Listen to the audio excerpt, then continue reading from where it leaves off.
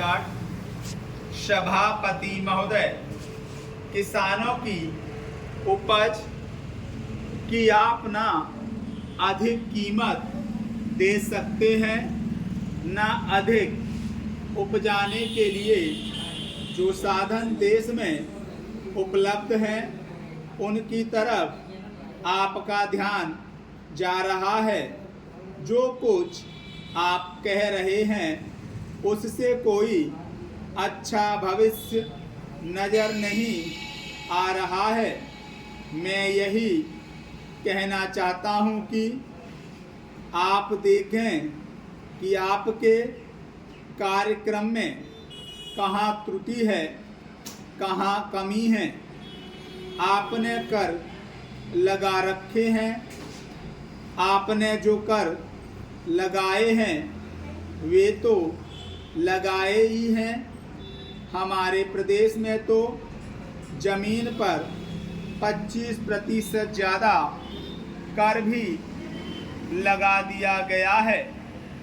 इतना बोझ अगर किसान पर होगा तो उसकी कमर टूट जाएगी।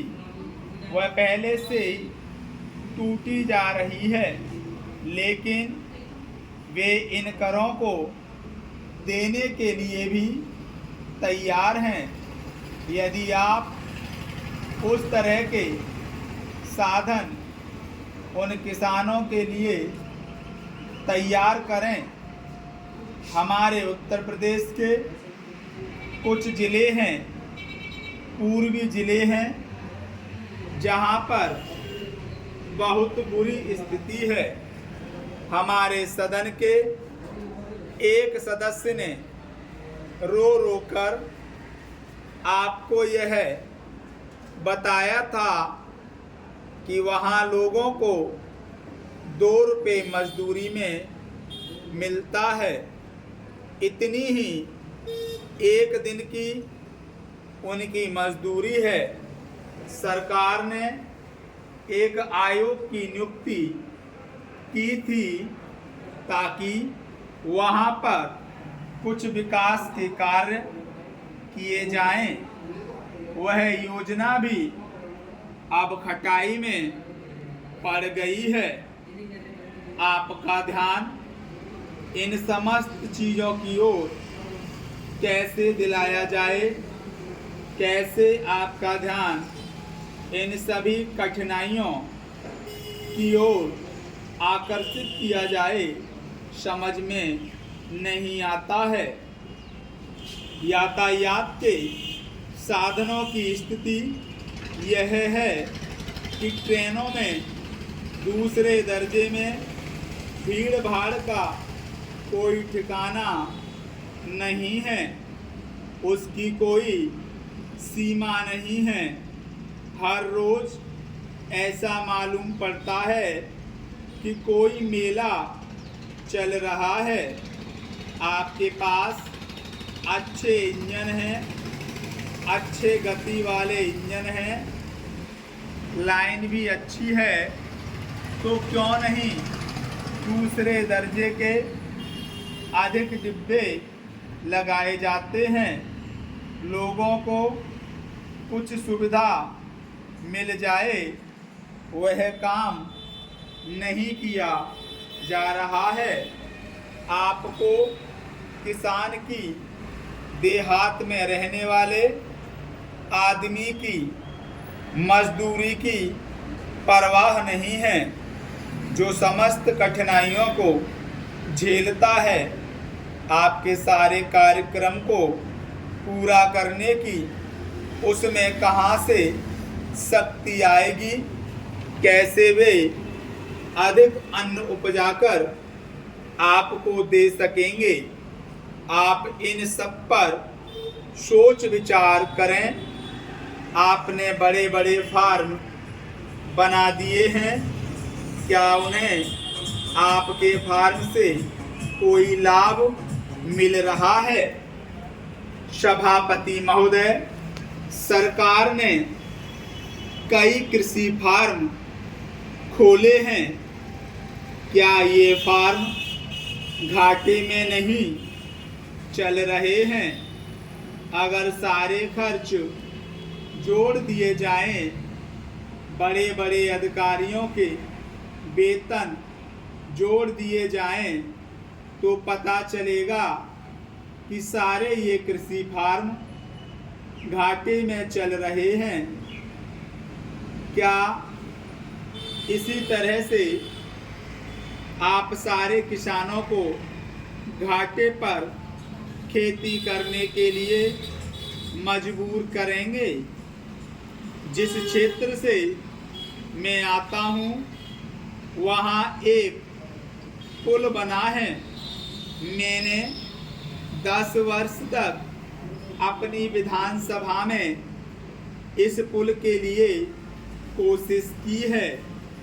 जिस दिन से मैं यहाँ आया हूँ बराबर उसकी चर्चा करता आ रहा हूँ, बराबर कोशिश कर रहा हूँ।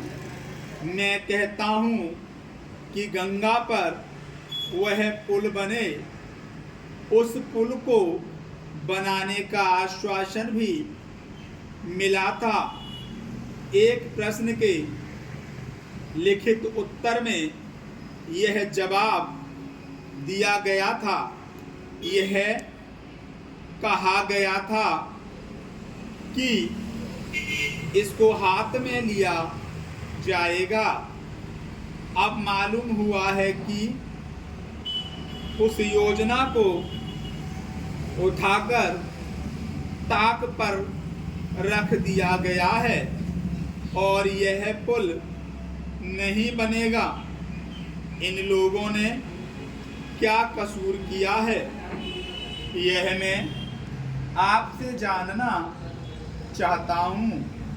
हमारे क्षेत्र के लोगों ने पाकिस्तान की लड़ाई में सरकार को हर तरह का सहयोग दिया था, हर तरह की सहायता दी थी। हमारे यहाँ के नौजवान भी मोर्चे पे जाकर डटे। जिस समय पाकिस्तान के साथ हमारा युद्ध चल रहा था तो कहीं कोई बात नहीं थी, अन्न की कमी कहीं नहीं थी।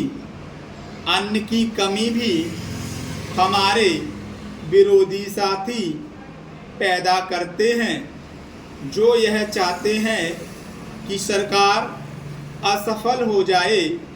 ये लोग जो कहते हैं उसको आप समझें। एक तरफ तो हमारे मित्र की बात है जो देश के बड़े बड़े शहरों में दंगे करवाते हैं, दूसरी तरफ हम हैं जो कि इनकी बातों को नहीं समझ पाते। इनको सभी वे लोग मिल जाते हैं जो बेकार होते हैं या जो दंगे करवाने के लिए उत्सुक हैं।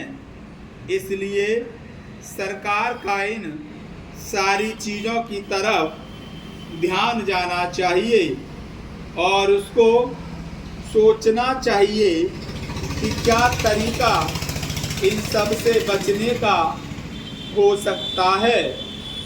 एक ही तरीका हो सकता है कि इस देश में हर आदमी को काम मिले, देहात में लोगों को करने के लिए काम मिले और खादी कमीशन की जो योजना है और जो कि एक अच्छी योजना है वह ठीक तरह से चले।